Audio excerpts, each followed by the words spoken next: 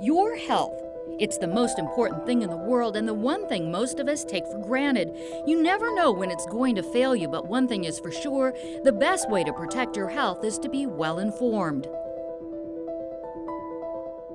Welcome to Your Health Matters. I'm Peggy Pico. Today on the show, we'll demystify the complex world of neuroscience, from strokes and brain tumors to chronic neck and back pain, with the experts in the field from Eden Medical Center.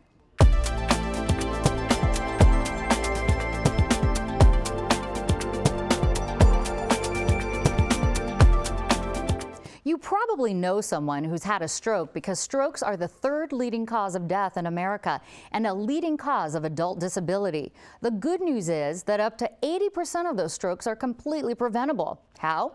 Well, first you need to know exactly what this killer is and what you can do to avoid it.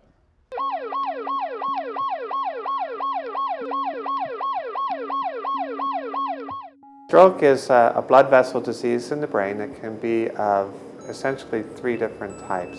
First, a blood clot can form within a blood vessel. Second, you can have the blood vessel actually rupture open. And third, you can have what's called an aneurysm. Dr. David Bonovich, director of the Neurointensive Care Unit for the Sutter East Bay Neuroscience Center at Eden Medical Center, knows what he's talking about. His career is dedicated to the study and advancement of neuroscience. Well, the study of neuroscience is looking at the biology and pathophysiology of problems in the brain.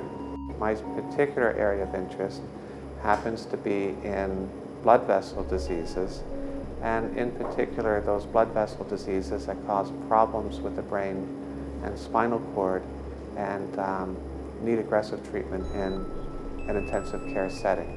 He specializes in interventional techniques and applies them to the treatment of strokes and other blood vessel problems.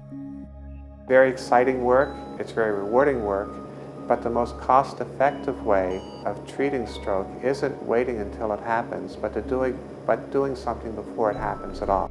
In fact, most strokes are avoidable. Living a healthy lifestyle, exercising regularly, not smoking all help. But if by chance you are still struck by a stroke, then understanding the symptoms and getting treatment right away is your best chance of survival. Most patients having a stroke tend to minimize it if they can speak. So a person is having weakness in slurred speech will almost invariably tell you to give them a few minutes, they'll be okay. You shouldn't listen to them.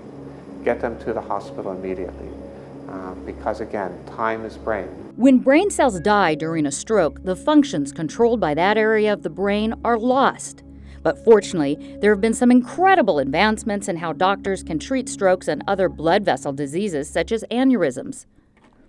A ruptured aneurysm typically has a classic presentation of a very sudden onset headache. A person is talking just like I am, and suddenly they're on the ground clutching their head with the worst headache they've ever had, often with loss of consciousness.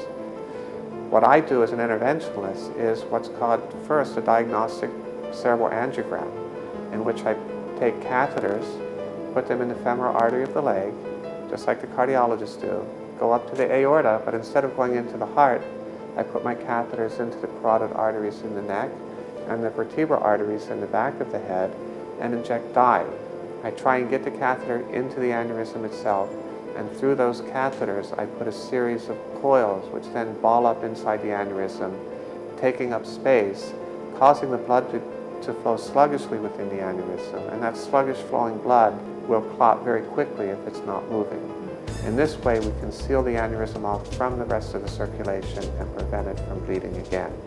You know, it's really incredible what the doctors at Eden Medical Center are doing right now to save lives. Joining us today is Dr. Jeffrey Randall, director of Sutter East Bay Neuroscience Center at Eden Medical Center. And Dr. Randall, I mean, this is some fantastic things going on. We heard a little bit about strokes. We heard a little bit about brain aneurysms. What is the difference between a brain aneurysm and a stroke? Well, first of all, Peggy, it's great to be here with you, and I can tell you a little bit about the difference. An aneurysm is a blood vessel abnormality that can cause a stroke. Some strokes can result from not enough blood getting to the brain, others from actual bleeding within the brain. An aneurysm is a small balloon on one of the normal blood vessels that, because it's thin-walled, has a much higher chance of bursting. And if that occurs, then it can be a potentially very serious stroke. It could cause a stroke, but in and of itself, it can be dangerous. And there are certain ways you can treat that. Oftentimes we think, oh my goodness, a brain aneurysm, that means, it's too late, but it's not necessarily. It's not at all. With modern imaging, sometimes we find these aneurysms before they cause any problem, and they can be treated and prevent strokes in the future. Even if an aneurysm has bled, oftentimes it will seal itself off, and our job is to treat that aneurysm promptly, because there's a high risk that it could rebleed and cause even more serious consequences. And you have an amazing procedure there that's not necessarily surgery for brain aneurysms. It's coiling. Tell us a little bit about that. Well, first, traditionally, these operations were done as neurosurgeons. We went down under the microscope to put a clip on the outside of an aneurysm to seal it off and prevent further bleeding. Over recent years, techniques have been developed to treat aneurysms from the inside. That is, putting small coils inside the aneurysm, as Dr. Bonovich described, which prevents blood from getting into the aneurysm and diminishes the chance of any sort of rebleeding.